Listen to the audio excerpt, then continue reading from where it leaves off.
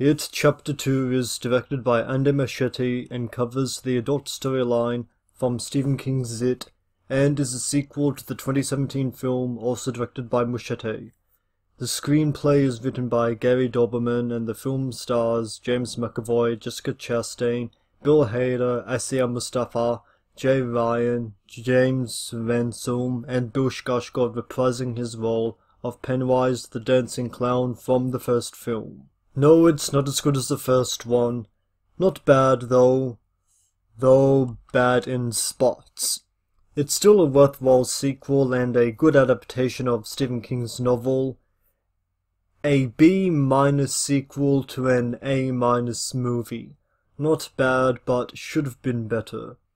If you liked the first one, this one is fine. I liked it.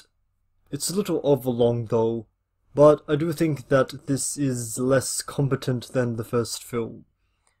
This movie's greatest strength is probably also its greatest weakness, and that would probably be the book.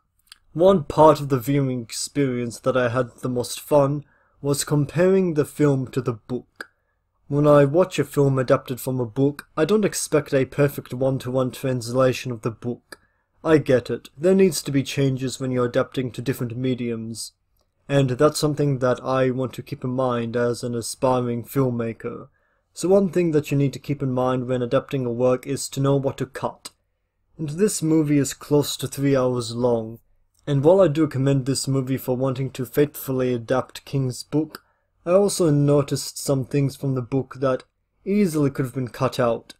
I mean, this is something that Clive Barker understood when he directed Hellraiser, which was based on the novella The Hellbound Heart, written by Clive Barker. But in other parts, it adapts the novel very well, and I don't mean in terms of faithfulness necessarily, though it is pretty close in terms of plot, for better or for worse, but mostly for better. In the novel, there's a scene where we're following one of the main characters and they're in a peaceful and calm situation, and then slowly it turns into a nightmare. Very good stuff, but if they did that exact same thing in the movie, as someone that read the book, I'd just be anticipating the bad thing to happen. So the movie seemed to have made the decision of, well, if the bookworms already know what'll happen, let's make it obvious from the get-go. And it worked.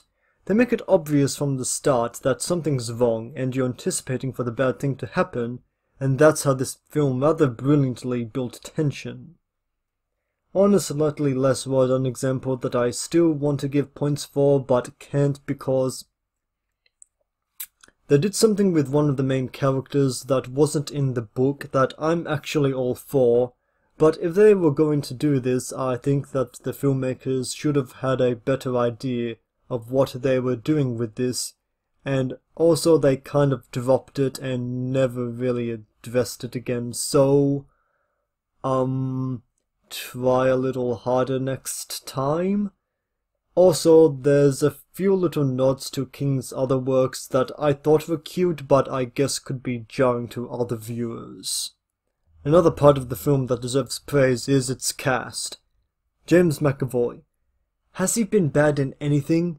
Even when the movie he's in is bad, he's still good. Jessica Chastain is great as an older Beverly. Bill Hader is, fuck it, all of the adult actors are superb, and the child actors that reprise their roles from the first one are just as good as they were in the first one, and Skarsgard himself is still terrifying and funny as Pennywise. And one reason why he's scary is because he's funny.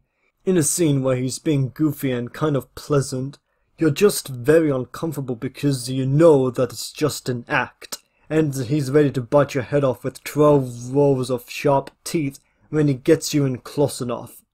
But when he's not trying to be funny and just wants to be creepy and scary, he does it so effortlessly that you're actually worried that Skarsgård is not acting at all.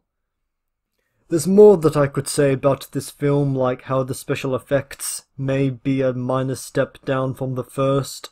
One form of Pennywise looks inappropriately fake, but I think that I've said enough. Not as good as the first, but worth watching. A little overlong and a bit silly, but well acted and scary.